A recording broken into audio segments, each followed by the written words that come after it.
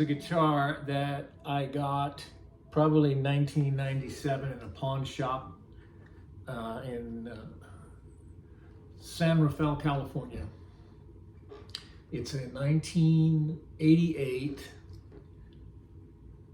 Squier, Fender Squier made Japan, one of the cool ones made Japan. It's a slab fingerboard, right? So there's no skunk stripe on the back.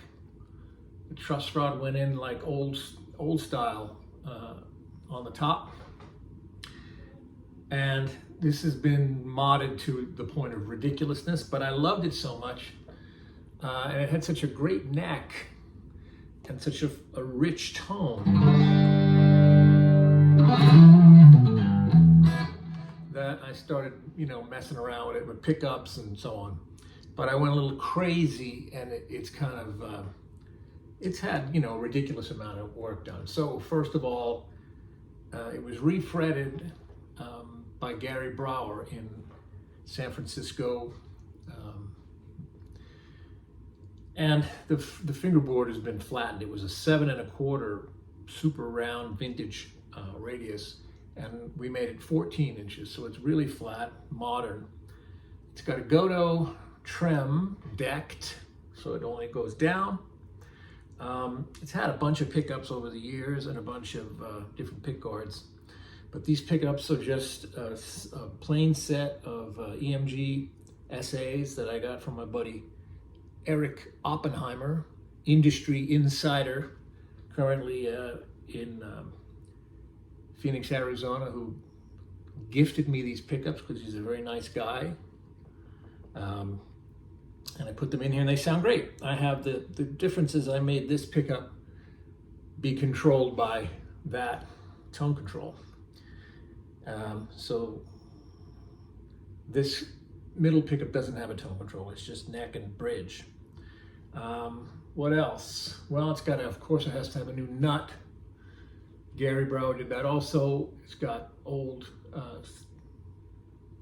original Spurzl locking tuners. Like I said, it's cool in the fact that it doesn't have a skunk stripe. The neck is just so nice. And then after I got really used to it and started using it on gigs, it only had 21, I say had, it only had 21 frets. But I brought it to a gentleman named Dave Belke, and he added this 22nd fret, right? He took off the 21st fret.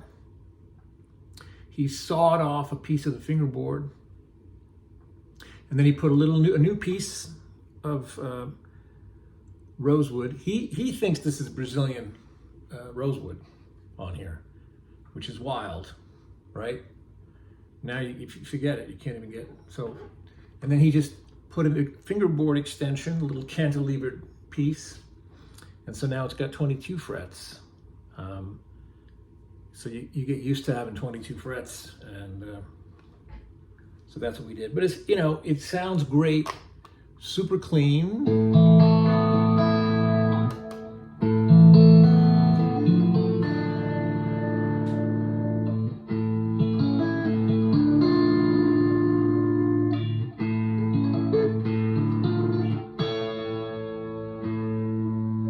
But it has a little bite.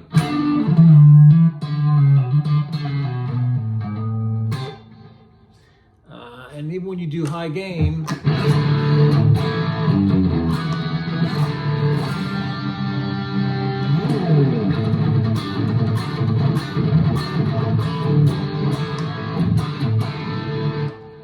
it just doesn't fail. And I've had it for a while, and I actually gave it to my son Christopher, and he's learning how to play on it, but every once in a while I sneak it out of his room and play through it.